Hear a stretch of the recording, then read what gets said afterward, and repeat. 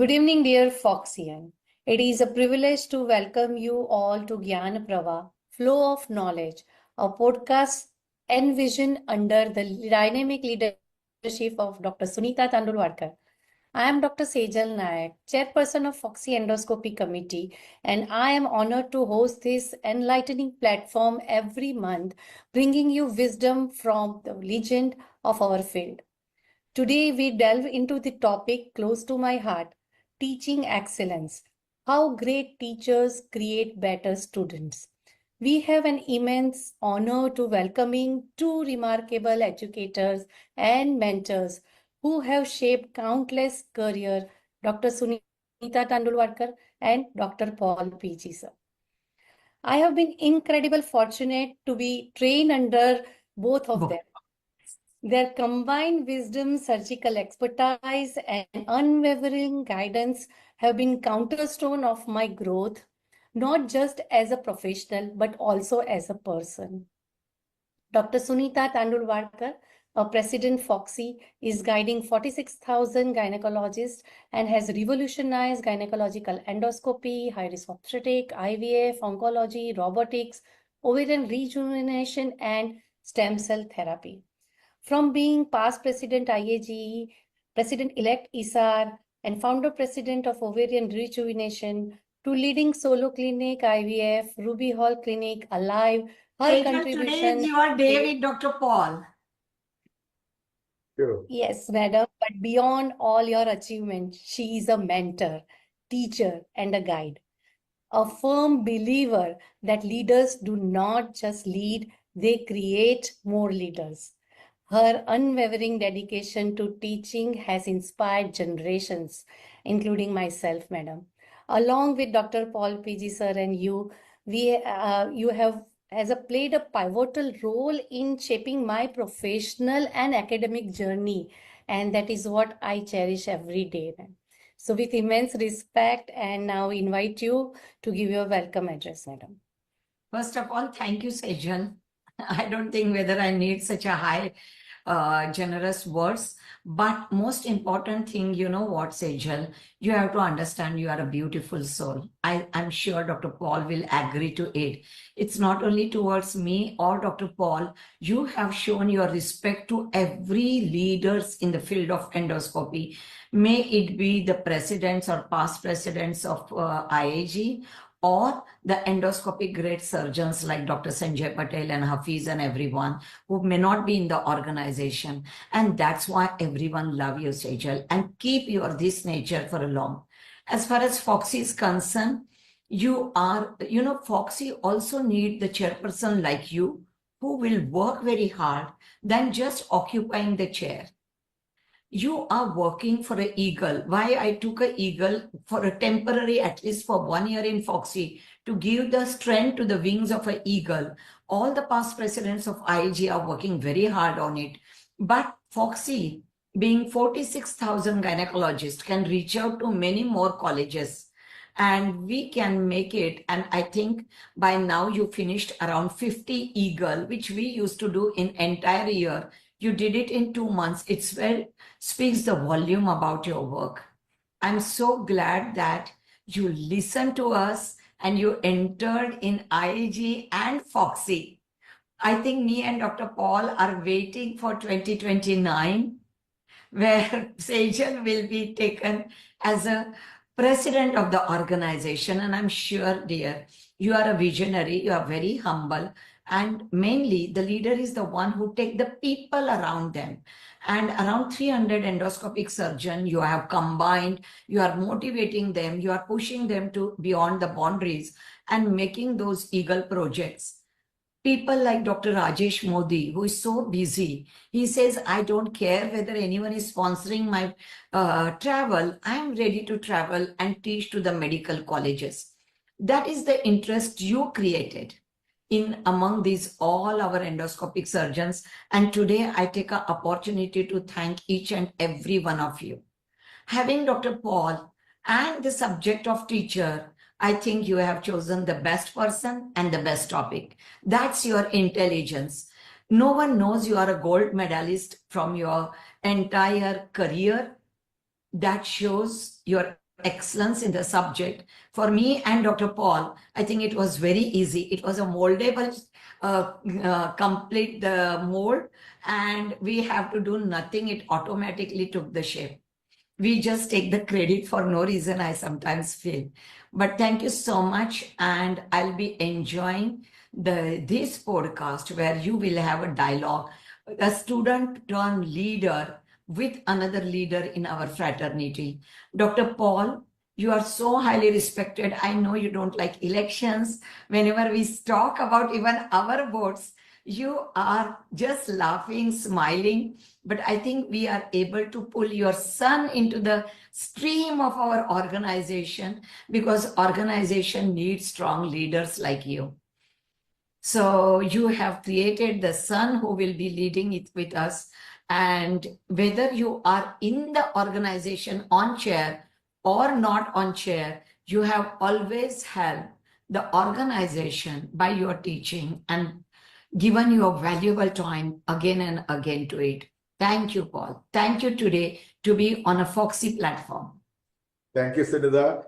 We are really proud Sejal has come up more than what we had given to you. You have really grown beyond us and continuing our passion to the next generation.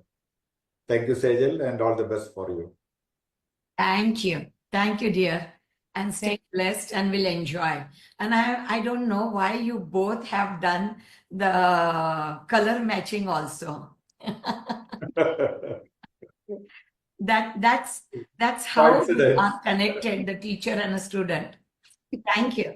Thank you, madam. Thank you for your valuable time, and thank you for giving us this wonderful platform to all your chairperson. And we are I know really you all are shining. Yeah. That is what the leadership is. Make everyone work and you sit comfortably. But you are not sitting at all. I have the immense privilege to introduce Dr. Paul PG, a name synonymous with excellence in gynecological endoscopy and surgical mentorship. Chairman of Paul's Hospital, Kochi, he has shaped the careers of countless gynecologists worldwide. A former board member of ISGE and elected member of ASRM since 1997, his contributions to the field are unmatched, having authored 2 books, 41 book chapters, and 50 international journal papers. He is beacon of knowledge and skill. For me, Dr. Paul PG is more than a mentor. He is a guiding force. He has taught me each step and every step of endoscopy, not just refining my surgical skill, but instilling in me the deeper values that define a true surgeon and a great human being. From him, I have learned humility, integrity, contentment, and the unwavering pursuit of excellence, qualities that transcend surgical precision and shape one's character. His legacy is not just in thousands of surgeries he has performed or 1800 plus gynecologists he has trained, but in the values he imparts, showing us that the true greatness lies in lifting others. With deep respect and gratitude, sir, I now invite you, my mentor, my teacher, and my and an extraordinary human being, Dr. Paul PG, sir, to share his wisdom on this invaluable topic of teaching excellence. Thank you, Sejal, for the kind words. Thank you and welcome, sir. Thank you. Bye, dear. Yeah. Thank you, ma'am. So, sir, today's our topic is teaching excellence, how good teachers create better students. So, we'll not be asking you about the more of the surgical steps and skills which you teach to your students, but more of a how the teaching modalities and that has been evolved over years.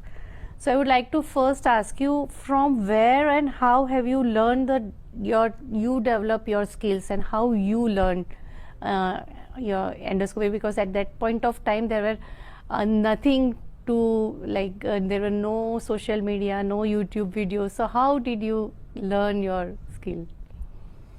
I was actually introduced to laparoscopy for the first time during my postgraduate days in Baroda. So I was very much impressed by this technology and I kept it in my heart. I should develop it more. And when I was posted in Ernakulam General Hospital, I was given a special task of as a touring surgeon to conduct laparoscopy sterilization camps. So after doing few thousand laparoscopies, I thought I have mastered this, and I was looking for how to progress this. This was the time remarkable change was occurring in the field of gynec endoscopy. Professor Bruha from Clemofera, Kutzam from Germany, they were all trying to do many surgeries which were traditionally done by laparotomy. So I was trying to learn this, but I did not have the opportunity to go abroad and learn. So I used every opportunity in our country where any foreign surgical surgeons were coming and demonstrating. So I utilized those, and I was trying to improve upon. So were they surgical conferences workshop or the gynecological conference? It was a gynecological laparoscopy. Mainly, I saw it from the Clermont-Ferrer group. Oh. So the main difficulty was getting the instruments and monitoring equipments. Those days, we were supposed to use capnograph because we are using carbon dioxide for the pneumoperitoneum. So a capnograph was a must, and we did not have that opportunity, and operating instruments were very few. So, but finally what I did was I had to buy myself. I bought few hand instruments, and I bought a diathermy myself because in the hospital it was not available for the gynec So you department. were working there as a consultant. Yes. It's not your own by you. It was But not. it was government hospital, Oh, but okay, I government. bought my own. Okay. So I performed. So you invested initially in government hospital for your, yeah. That Yes, is the one because I more- didn't have any other option. Oh, okay. So I did the first laparoscopic salpingectomy with a minimal instrument and this diathermy for an ectopic pregnancy. That was something unheard of in our region at that time. But that gave me a lot of confidence, and many of my teachers congratulated me, so I thought I should take up It this gave you a very, drive. very seriously. So I was trying to catch up the endoscopic surgery by doing at least a new surgery in every 6 months, and I made a very slow progress because there was no standard techniques, standard instruments, and there were a lot of people who were actually against the keyhole surgery at that time. But after many years, I had an opportunity. One of the senior gynecologists called me, and she said she will buy endoscopic camera for me, and I started working there. That made all the difference because till then I was directly looking through the scope, and nobody could assist me. When the camera came, it was completely very easy. Somebody can see and assist me, and thereafter we made a big progress. Yeah. Progress. Revolution. That's how we Evolved over. yes, it through So years it evolved. was this your challenges during your learning? Is the inspiration of your teaching to your students? Because I knew the difficulty. I could not go abroad and learn, so I thought whatever I learned in a hard way, I should transfer to my colleagues in our country. And there were a lot of limitations compared to the Western world. We had limited equipments and the environment to learn. So I had already modified equipments and instruments, and we could do it in our own setup. So do you still believe that same philosophy when you started teaching? Same, is it relevant today? Now things are very easy because during my time there were no teachers. It was mostly self-learning and improving. Now there are a lot of doctors who are already trained, and many of these procedures are standardized, and instruments are available, and now people can afford also.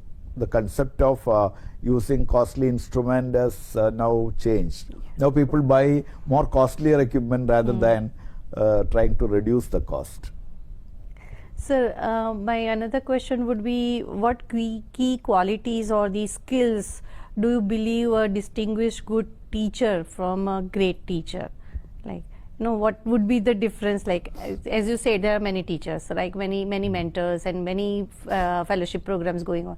So what is the distinguished quality that you see, especially in endoscopy, because laparoscopy is being a very skilled one, the teacher should have a wide experience so that he might have gone through all varieties of cases and he might have already experience of managing complications. That much confidence the teacher should have. The next is most of the teachers don't have enough patience. When you teach somebody, it takes away your time. If you do a surgery in 1 hour, at least it will take another half an hour, 45 minutes when you teach somebody, and you have to patiently wait and watch. And many teachers feel like taking over and finishing the surgery. So that patience is very important, but that comes with your passion. You want to teach somebody and yes, want to bring up them. And to my knowledge, there were teachers in our days who will close their operating room for others so that nobody will come and learn new techniques. No, it was not rare. It happened. It was happening in many parts of our country. Very skilled surgeons. But I think you should have the passion that whatever you learned, it should be transferred so that the whole society get benefited by this. Sir, we used to love that 1 hour, golden hour of our fellowship. That one initial hour you have been given us for entire fellowship, all the cases, and you patiently watching us doing whatever the steps we are doing, and the confidence being there in the OT that your students, even if they are doing something wrong, you immediately make it correct. And it is the confidence of, as you said, teacher, that you are capable of handling any will not let the patient to suffer, while they will not be the guinea pig for the training. So every step we monitor and try to avoid getting into any complications. As far we standardize each steps of training while training. So wonderful, sir. Sir, the students of you having so many students, they all are of variety of level of understanding, capability, skills, and endoscopy being very technically challenging. How do you change your technique students to students, or do you require some different modalities for individual? I think I have trained so many people. Initially, majority wanted a basic laparoscopy diagnostics. So that teaching was mostly done on the patient. I take their hand and tell them how to do it, and physically support, mentally support, and that's how. Now things have changed. People want to learn more, and my initial training was only for 2 weeks. So that includes some lectures, pelvic trainer exercises. But now many youngsters want to really come out, and we have started a fellowship course which is lasting 1 year. And the aim of that course was actually to make somebody fully equipped after this training, where it was a structured training where the initial few months they will be assisting and they will be acquiring the theoretical knowledge, and every endoscopic surgeon should have a good knowledge of the equipments. When I had seen in other places, nobody knows exactly about the surgeon doesn't know much about the equipment, especially the hardware, and a technician used to handle. But to me, I learned everything personally, so I used to teach them how to manage simple problems with the equipment, how to make alternate arrangements. So systematically all these things are taught to them, and they do several hundred by assisting, and finally they all do independently. But I watch every step of the surgery. I know. That give them more confidence that their every step is being watched and supervised. And I thought that should be the way everybody should learn. But difficult to get good teachers in this era because everybody is busy. They want to spend less time. Experience and patience, as you say. It's so, sir, any memorable story, any memorable event, or the student, anyone that have made the remarkable, change in the as you are proud of it, or so something that you can share with us on this platform? Actually, I am very proud, and I personally think that the student should excel the teacher. Many teachers cannot afford or tolerate that the students are becoming bigger than the teacher. The third quality is being humble and no, that's how science progress. No, the endoscopy should not stop with my level of expertise. It should go beyond that. So that's the natural way. So many of my students, some of them are slow learners, some of them are fast learners, but there is no difference. Both of them do very well. I remember one of my slow learning student, I thought she will take a lot of time.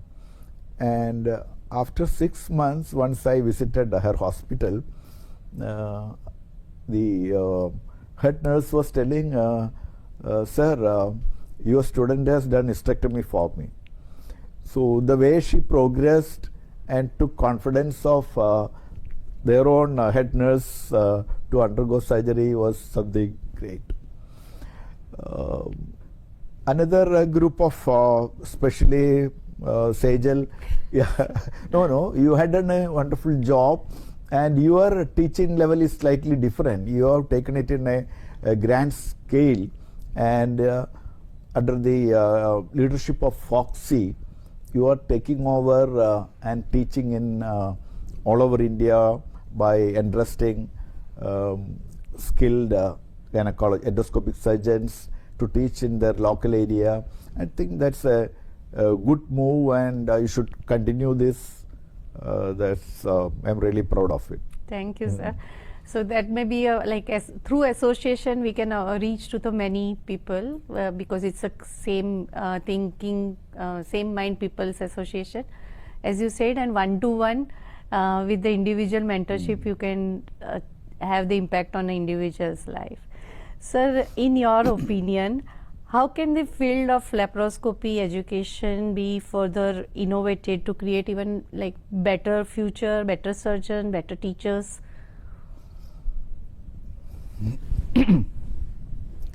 I find the new generation, a lot of them are taking up ART more than endoscopy.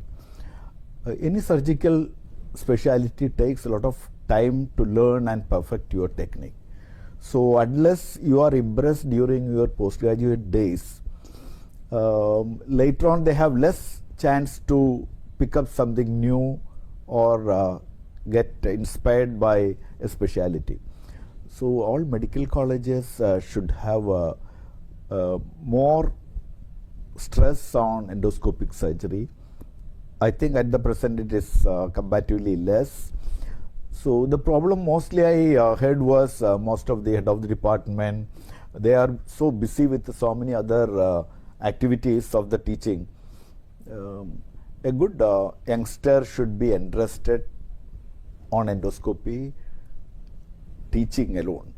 Then only the endoscopy can progress and you can impress or inspire students to take up this specialty.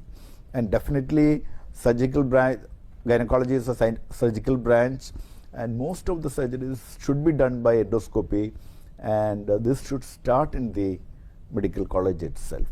Definitely we have good training centers, now a lot of experienced people and all this visual media and all are really good to improve upon their technical skills. So very rightly said, sir. So this being a excellent teacher, Dr. Sunita Tandulwadkar is one of the very great teacher, and this under her visionary, her brainchild was the Eagle project. Exactly, we are doing this. We have done in IAG, and we are doing this with the FOGSI also. That we are sensitizing the medical students to, during their postgraduate level. We are creating this Training laparoscopic surgery are not that difficult, which is like being a long learning curve, and these all excuses are there. So it's not that difficult. We demonstrate them with a live operative workshop for a day. Entire India we are trying to cover it up. So wonderfully, correctly said, sir. I would like to have some rapid fire questions if time permits and if you agree. So that would be a one word or a very short sentence, I expect. That the first thought that comes into your mind. The best advice you have received so far as a student from your teacher. I don't remember the exact situation. Whenever I have been encouraged by some skills I have demonstrated, that was the best moment probably I cherish. Okay. And the best advice you have given to your student? I always tell this training is only a beginning for your career. Any speciality needs further refinements, and it is in your hand, and you should continue to learn and teach, and that type of interaction makes your procedure, your skill more perfect. The most challenging skill or biggest hurdle that you feel that needs to be overcome for, like, as all endoscopists under training. So what they feel most challenging in endoscopic training?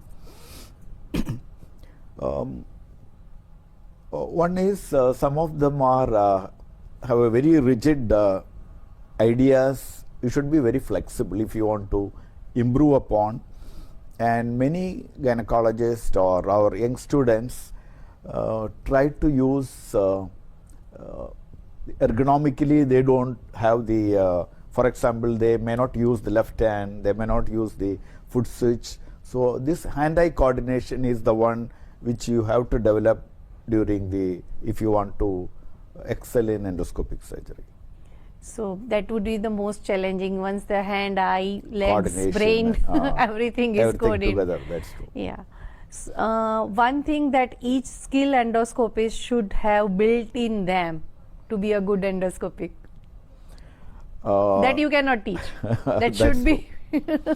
One, you should be patient enough, and because the progress will be very slow, and you should be very systematic.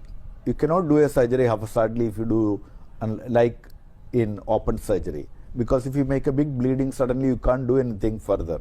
So very small, precise, calculated steps, that type of systematic surgery is very important for an endoscopic surgeon. So one has to be very organized. That's true. Does endoscopy is most financial and time demanding branch? When we all started, it was financially a very costly affair, but now compared to many equipments, endoscopic surgery equipments are not that costly. You can get the type of equipment which you can afford. Time entirely depends on, because when I started laparoscopic salpingectomy, we initially took some time, and later on we could actually do half the time of a laparotomy salpingectomy. So it depends on how well you are trained and how you develop your perseverance. So time factor will not come that way. One advice to new student.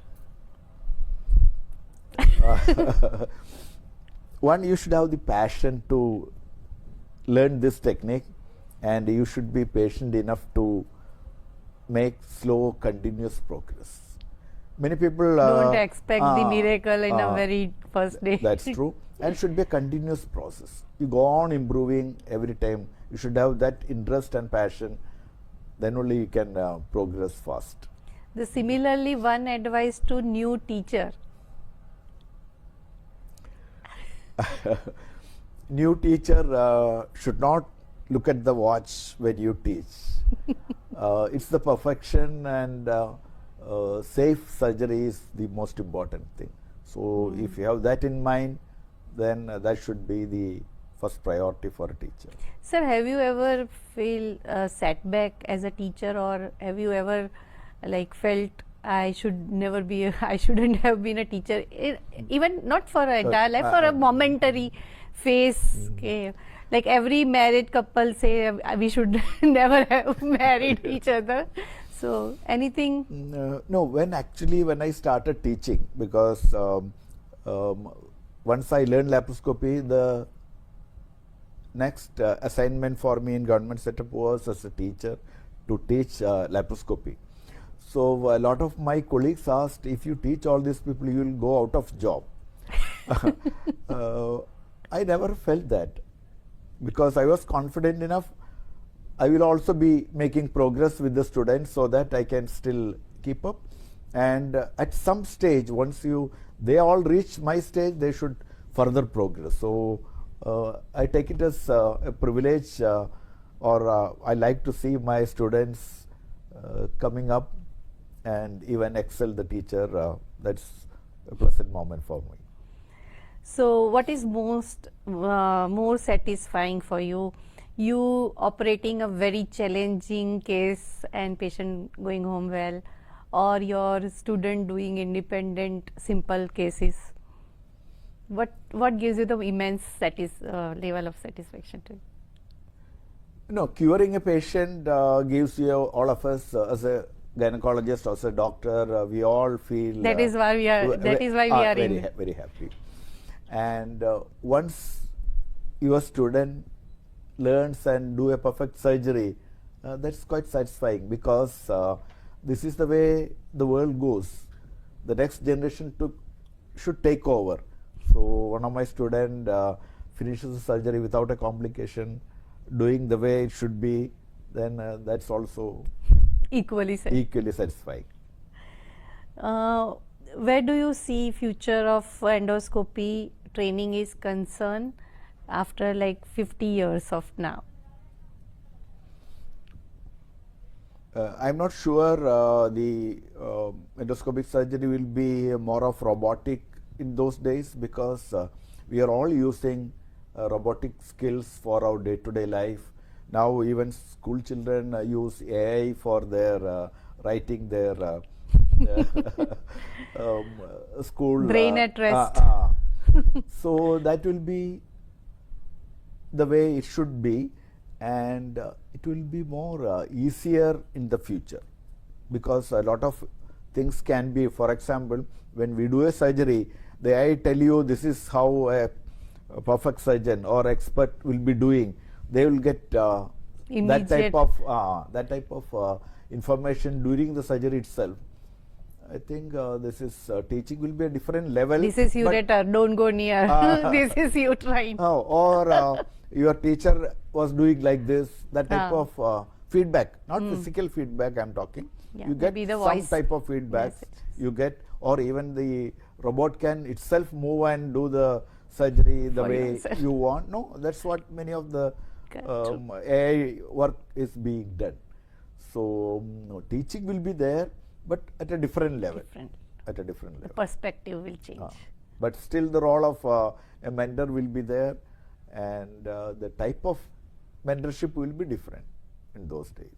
Thank you so much, sir. It was a wonderful talking to you, and it was really going to be motivate many of new comers and to opt for the endoscopy further, and new teachers also. It will really give them insight of their teaching techniques and being a wonderful teacher, mentor. And one quality that I must appreciate, sir, your students are forever students to you. Even after 15 years of fellowship at your place, still you take care of each and every individual. And we just, from students' part of my view, that we just didn't learn only the endoscopy from you. We have learned many things, to be meticulous, to be particular, to be organized, to be arranged, to be pre-planned, to be humble, to be very, let it go in nature. And one advice I really appreciate, you told me to start my own center from as early as possible. So thank you so much that I am following you still. Thank you so much for your time. pleasure. And I really enjoy, sir. That was a completely different conversation between us. That's true. I really enjoyed, and I could give Thank some you of my to- insights to To the audience To the and the Dr. Sunita Tandulwadkar madam, she has taken this initiative. We never knew that it would be really a light and pleasant moment for everyone else. Thank Thank you. you, Sejal. Thank you. Bye.